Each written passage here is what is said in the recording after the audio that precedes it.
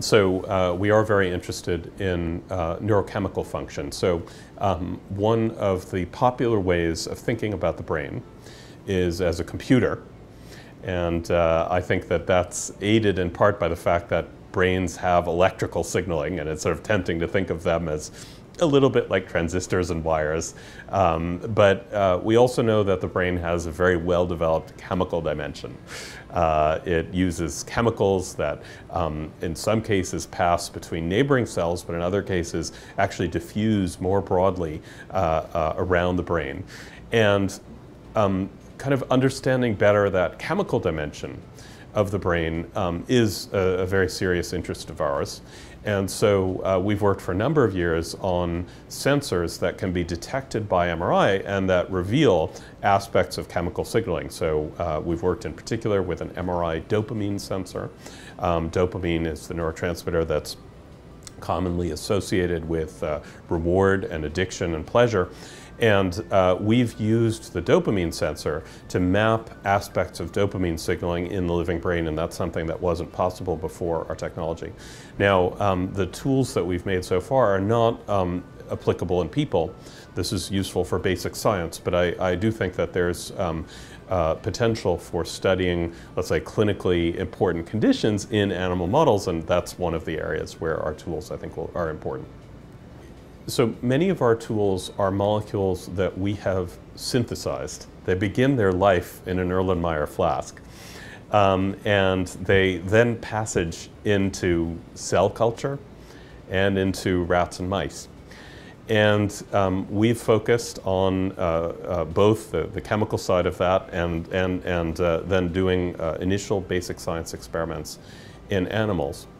In order to get those precedents that we're establishing in small animals to be applicable to larger animals and people, we need to find good animal models of kind of what are called clinical use cases to study. And that's something that our lab actually is not really specialized in. So we need to find partners who will help us do that. And we're actually actively looking for such partners right now.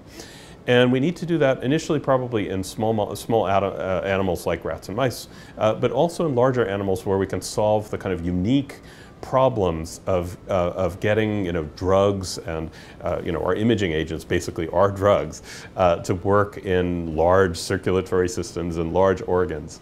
And we've actually put a lot of effort just in the past couple of years in trying to understand the problem of, for instance, delivering our molecules to large parts of the brain. Still mainly working in small animals, but we're increasingly interested in using them in larger animals to perform non-invasive, non-destructive experiments that might be a bridge to real clinical uses in patients. Yeah, we use ultrasound to disrupt the blood-brain barrier and get our molecules into the brain. There are other techniques that we use that also accomplish similar things. And so, yeah, we follow that literature and use it in our own work a fair amount. One of the sort of side effects of our research, so I'm personally most interested in brain applications and actually in understanding phenomena about the brain. But some of the molecules that we work with are also useful in other organs, at least potentially.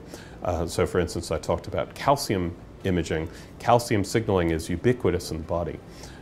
Immune cells, when they get activated, they signal using calcium. And calcium imaging in the lab is used to detect immune cell activation.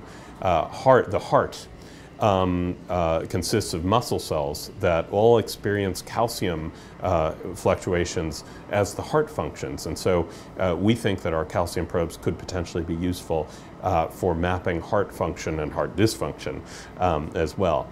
So these are sort of what I think of as off-label applications of our technologies. And those are of interest to us. And again, we're looking for other people who are specialists in these other areas who could help us explore these angles.